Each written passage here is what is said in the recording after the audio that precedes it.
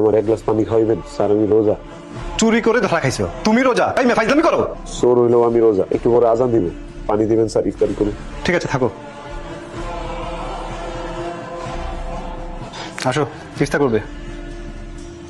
ইফতার করো।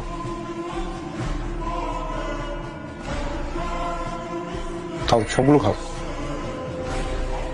এইবার তাহলে তুমি বলো, রোজা রেখে কেন তুমি চুরিটা করেছো? আজকে 29 রোজা স্যার। আজকে চান উঠলে কালকে ঈদ। আজকে সকালে রিক্সা বাইর করার সময় আব্বা নিয়ে নেকে বাবা। আব্বা কালকে তো ঈদ, সবাই নতুন জামা পরবো, আমি কি নতুন জামা পরুম না? বাবা তুমিও নতুন জামা পরবা, নতুন জামা আইনা দিব। কি রঙের জামা আনবা?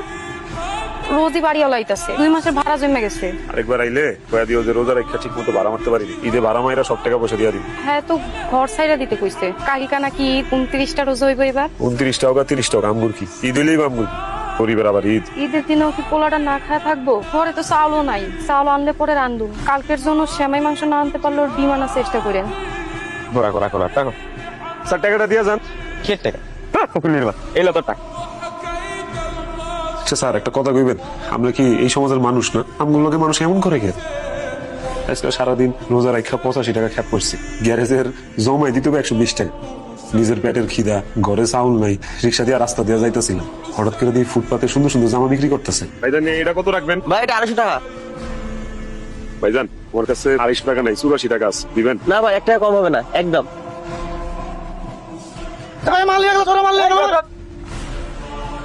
আমি না ভুলে গেছিলাম স্যার যে আমি রোজাদার। আমার মাথায় না খালি আমার সাওয়ালটার কথাই ঘুরতেছিল। জামা লয়া যেতে না পারলে আমি মন খারাপ করে বয়ে থাকবো, ঈদের দিনটা ওর মন খারাপ যাইবো। তোমার বউ যে বলেছিল ঘরে চাল নেই, তাহলে রাতে ওরা খাবে কি? ওরা তো এখনো না খায় আছে স্যার, ঘরে খাওয়ান দাওয়ান নাই। আমি বাইরেতে চাউল কিনা লয়ে গেলে তারপর রান্না করে খাই। আর আমি যদি দেরি করি যাইতে, আমার পোলাটা তোর মায়ের রাস্তায় বয়ে থাকে, অপেক্ষা করে। আজও মনে রাস্তায় বয়ে আছে।